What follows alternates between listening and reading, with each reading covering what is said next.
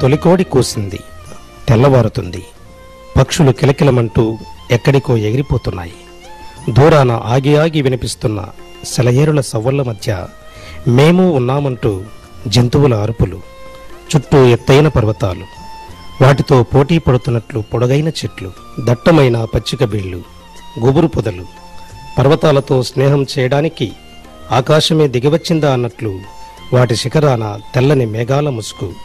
గుట్టలు, మెట్టలు, వాటిపైన రంగురంగుల పూల చెట్లు, ఫలవృక్షాలు మాకు మేమే సాటి అన్నట్లున్నాయి. ఎంత ఆహ్లాదకరంగా ఉంది! వర్ణించటానికి మాటలు చాలవేమో. విజయనగరం, శ్రీకాకుళం జిల్లాలలో మనకు ఎప్పుడూ కనిపించని ఒక తెగ ఆ సుదూర పర్వతాలలో నివసిస్తున్నారంటే నమ్మశక్యం కాదు. వారే సవర ప్రజలు. ఈ అటవీ ప్రాంత నివాసులు. అడవే వీరి ప్రాణం. అటవీ ఉత్పత్తులే వీరి జీవనాధారం. అడవి తప్ప మరో లోకం ఎరుగని గిరిజనం.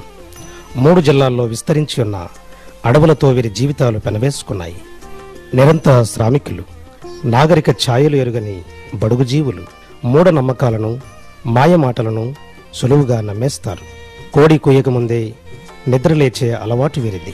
రాత్రి తినగా మిగిలిన చద్దిబువ్వ చేత పట్టుకుని, చంటోళ్లను చంకబెట్టుకుని, జానెడు పొట్ట కొరకు కుటుంబ సమేతంగా పయనమవుతారు. రోజంతా రాళ్ళు రప్పలను చదును చేసుకుంటూ పోడు వ్యవసాయము చేస్తూ ఉంటారు. సాగుకు అనువులేని భూములను సైతము సాగు భూములుగా మార్చుకుంటారు. కుటుంబమంతా కష్టపడతారు. వంట వార్పు అంతా అక్కడే. ఒక్కొక్కసారి అక్కడ దొరికిన దుంపలనే కాల్చుకొని తిని ఆకలి తీర్చుకుంటారు. సరైన వస్త్రధారణ ఎరుగరు. అనాగరికులు. అంతా నిరక్షరాస్యులే. ఎవరికైనా అనారోగ్యం వస్తే పసరు వైద్యమే మందు. మరణకరమైన వ్యాధులు సంభవిస్తే ఒక కావిడలో రోగిని సుదూర ప్రాంతంలో గల ప్రభుత్వ వైద్యశాలకు మోసుకు వెళ్తారు. కొన్ని సందర్భాలలో గమ్యస్థానానికి చేరేలోపుగానే రోగి మరణిస్తాడు. వీరు మరణంతో పోరాడుతారు. వీరు పేర్లను చాలా విచిత్రంగా పెట్టుకుంటారు.